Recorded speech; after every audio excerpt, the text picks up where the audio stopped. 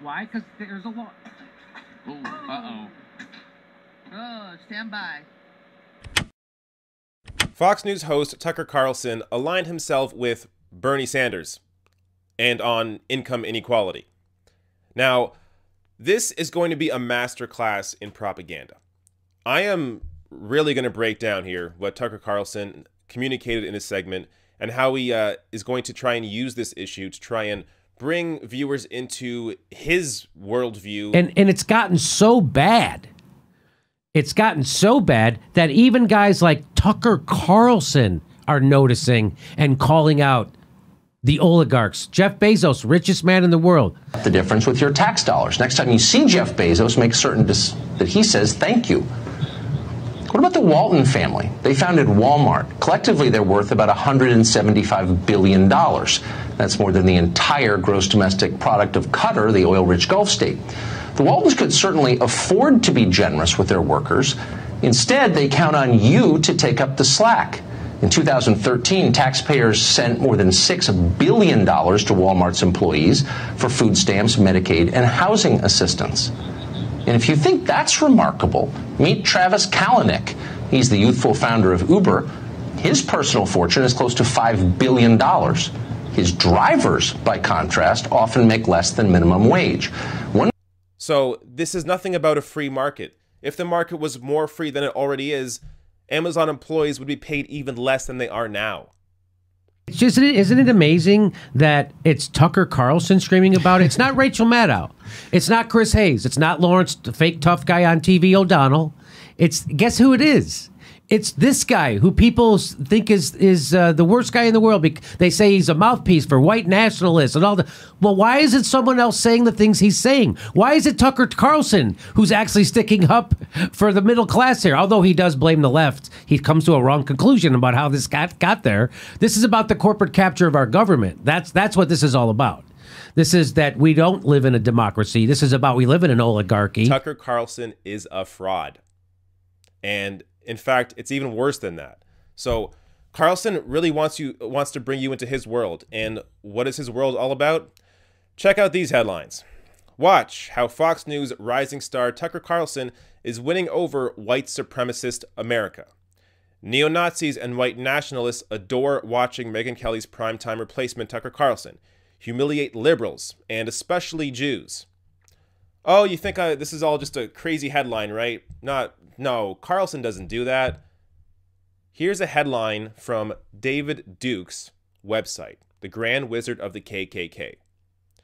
Dr. Duke and Stryker, hero Tucker Carlson, lambasted for exposing white ethnic cleansing in America and strange coincidence of pro-Israel and pro-anti-white genocide in South Africa. Hero Tucker Carlson, from the Grand Wizard of the KKK, David Duke. Tucker Carlson is using a correct criticism of capitalism, masking it as not being a criticism of capitalism, cozying up to the most popular politician in the country, Bernie Sanders, adopting that message of income inequality, and bringing it all together and using that to bring people into his disgusting worldview.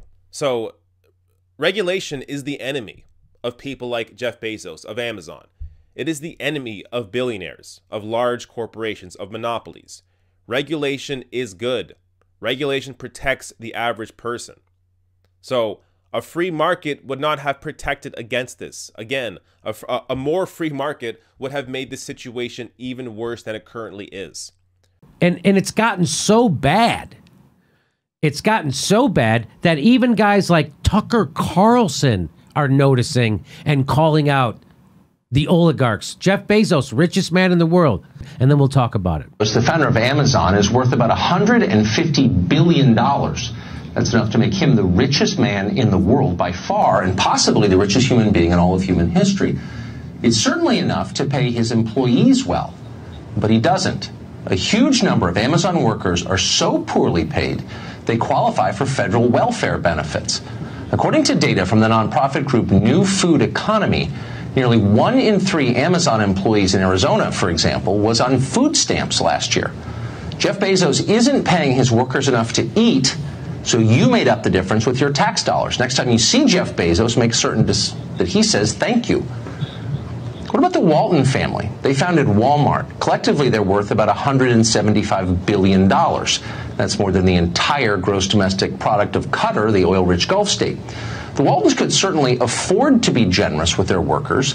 Instead, they count on you to take up the slack. In 2013, taxpayers sent more than $6 billion to Walmart's employees for food stamps, Medicaid, and housing assistance.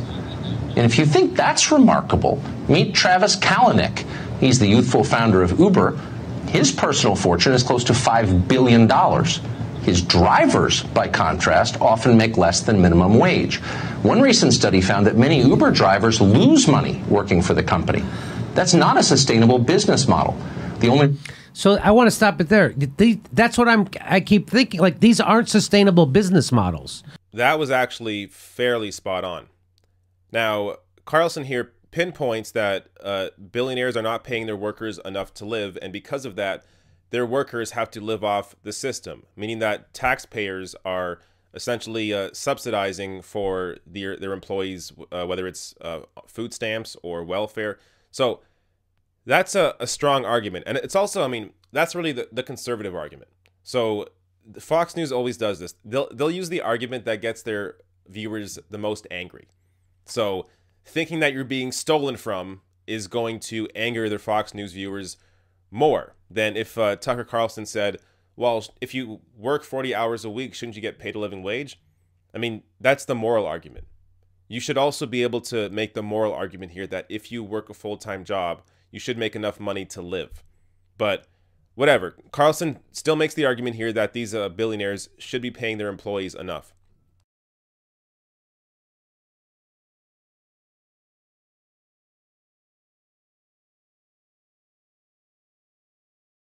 This system is indefensible, and yet almost nobody ever complains about it. How come?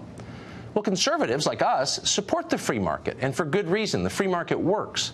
But there's nothing free about this market. A lot of these companies operate as monopolies. They hate markets. They use government regulation to crush competition. There's nothing conservative about that, just as there's nothing conservative about most big corporations. Just the opposite. They are the backbone of the left.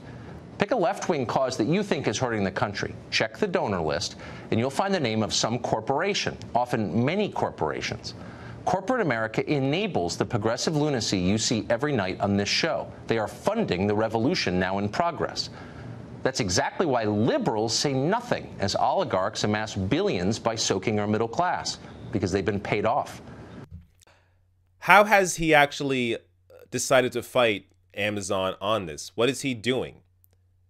You know what he's doing? Exactly what Tucker Carlson is saying is not the answer. Pushing for more regulation of these large corporations. Watch.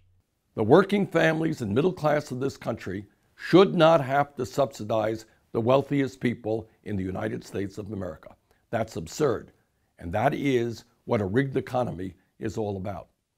The fact is that if employers in this country simply paid workers a living wage, taxpayers would save about $150 billion a year on federal assistance programs, and millions of workers would be able to live in dignity and security.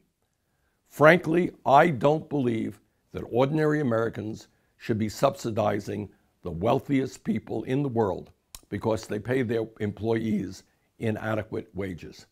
That is why I am introducing legislation on September 5th to demand that Mr. Bezos, the Walton family of Walmart, and other billionaires get off of welfare and start paying their employees a living wage. Our legislation gives large, profitable employers a choice. Pay workers a living wage or pay for the public assistance programs your low-wage workers are forced to rely upon. The greed of the billionaire class is having an horrendous impact upon our economy and the moral fabric of this country.